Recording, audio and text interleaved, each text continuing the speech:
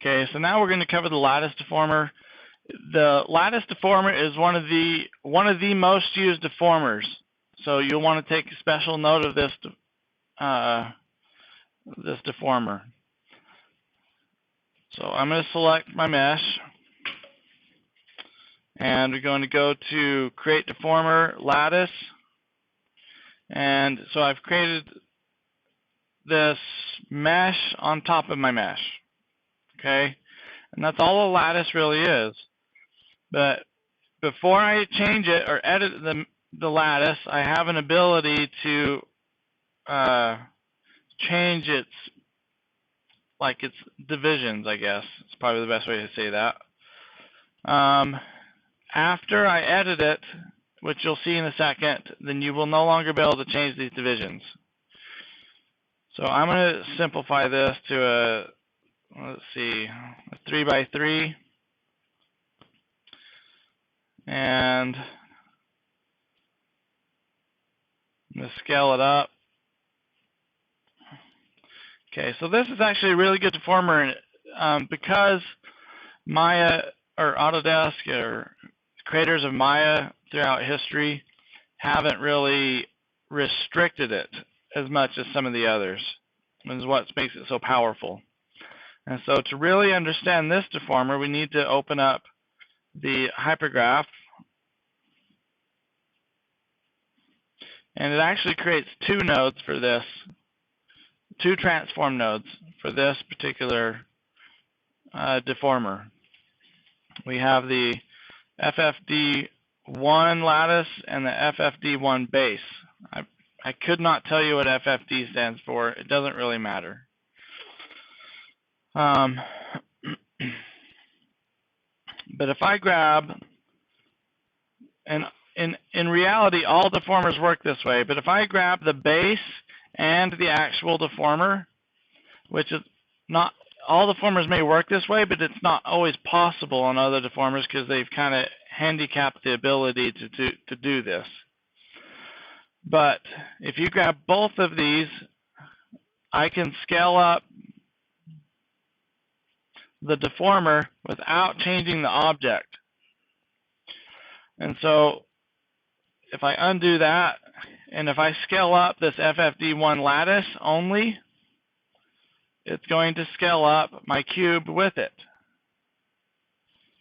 Now the reason being is anytime there's a deformation in a 3D package, then it has to create a little bit of history on this object. In this case, the cube has introduced a little bit of history.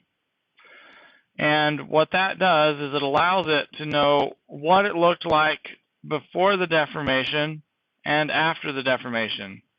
And this one's easier to understand because the base encompasses an area that surrounded the original object. And then the lattice actually lets you change the size of this framework in comparison to the base. And then it does, whatever that difference is, it does that to your mesh also. Okay, so that, hopefully that makes sense. If not, you'll need to kind of chew on that for a while until you understand it.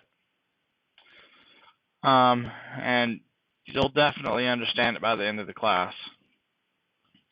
Now, one of the reasons the lattice is so popular is because you can put other deformers on the lattice, including like a smooth skin, which we haven't covered yet, but you can bind a lattice to joints.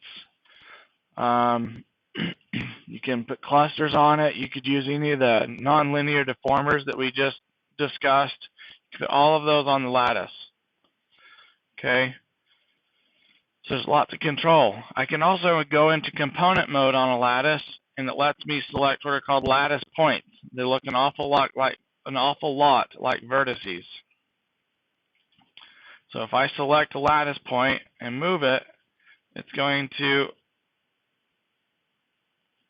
move the mesh also. Now let me undo a couple things. I'm going to grab both.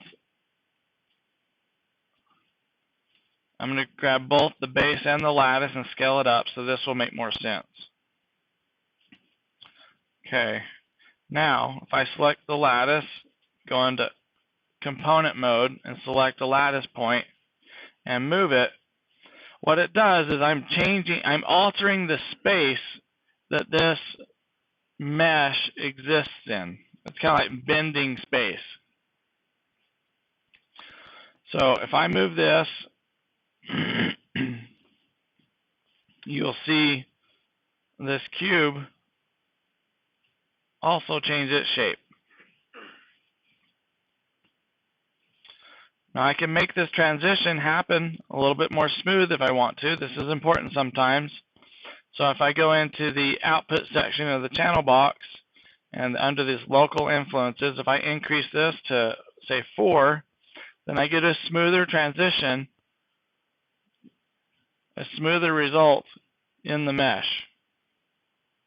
Sometimes that's nice, sometimes it's not.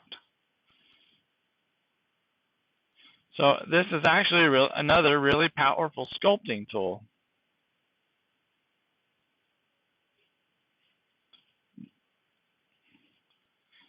I can get some nice shapes from the lattice without too much effort. Okay, so that's your lattice.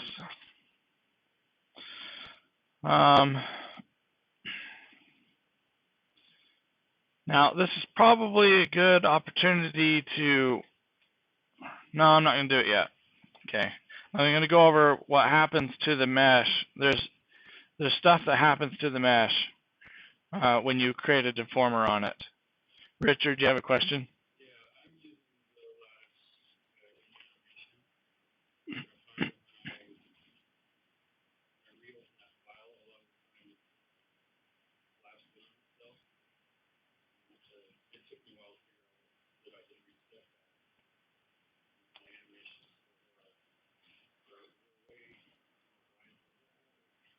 So the question is when he uses the lattice and reopens his file, the mesh is collapsed in on itself, and he's wondering if there's a way to stop that from happening so that he doesn't have to reset it when he opens the file. And the answer to that is I don't know.